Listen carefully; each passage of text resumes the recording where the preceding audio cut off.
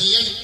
ఇవాళ స్వార్థం కోసమో దోసుకున్న సొమ్మును కాపాడడం కోసమో నరేంద్ర మోడీ గారు ఇచ్చిన ఎజెండాను అమలు చేసి బీజేపీ యొక్క వ్యతిరేక ఓటును ఇట్లాంటి కుట్రల కుతంత్రాలతో చీల్చి మూడవసారి మోడీని గెలిపించడానికి పన్నాగాలు పన్నుతున్నట్టుగా కనిపిస్తుంది.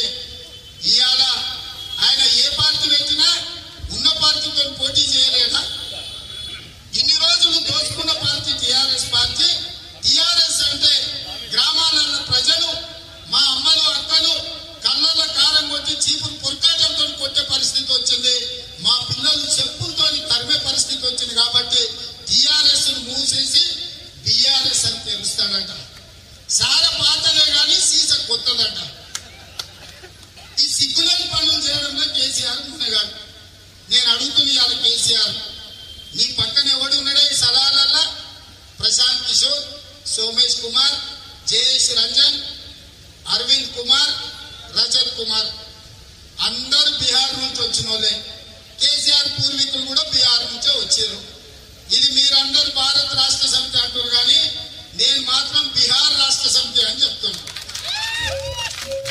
ఎందుకంటే ప్రశాంత్ కిషోర్ బీహార్ లేదా పార్టీ వ్యక్తి పోటీ చేస్తున్నాను, పాదయాత్రలు చేస్తున్నాను. కేసీఆర్ ఎక్కడ నిజంగానే కేసీఆర్ జాతీయ పార్టీ రాజకీయాలకు రావాలంటే జాతీయ పార్టీ పెట్టుంటే ఆంధ్రప్రదేశ్ లో తొందరలోనే నెల్లూరు జిల్లాలో ఒక శాసనసభకు ఉప ఎన్నిక ఉంది. అక్కడ పోటీ చేస్తాడా లేదా చెప్పాలి. నీ పార్టీని విస్తరించాలనుకున్నప్పుడు తెలుగు మాట్లాడే పక్క రాష్ట్రంలో నువ్వు ఎన్నికలలో పోటీ చేయి. అంతే తప్ప ఇవాళ ఈ రాష్ట్రం అయిపోయింది కాబట్టి ఇంకా సొంత రాష్ట్రానికి పోతున్నాడు. మనోళ్ళు కూడా పిల్లలు అమెరికాకు పోయి బాగా సంపాదించుకున్నాక అన్ని అయినాక సొంతూరుకు వస్తారేమన్నా మంచి పనులు చేయడానికి. లేదా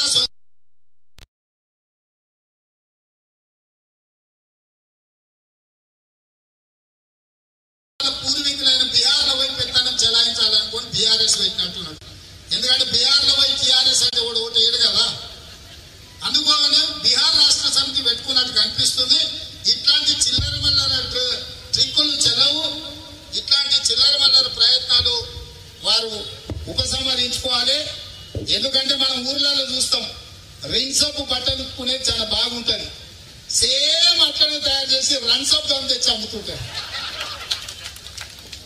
కేసీఆర్ కూడా జెండా కలర్స్ ఏముంటదంట, కారు గుర్తే ఉంటదంట, రాత కూడా అట్లనే ఉంటదంట, ఓనర్ గిట్లనే ఉంటాడంట, ఆయన కొడుకే పెత్తనం చెలాయిస్తాడంట.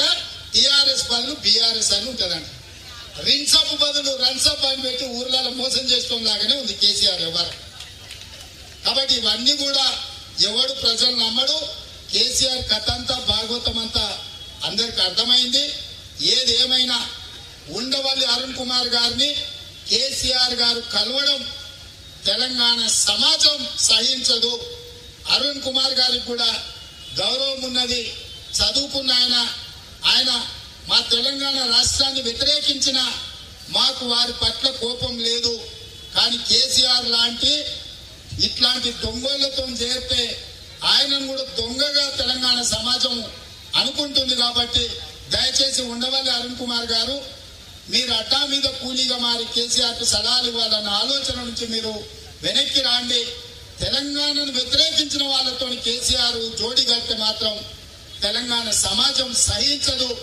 ఈ అంశాన్ని కూడా కేసీఆర్ గారు దృష్టిలో పెట్టుకోవాల్సిందిగా నేను విజ్ఞప్తి చేస్తున్నా.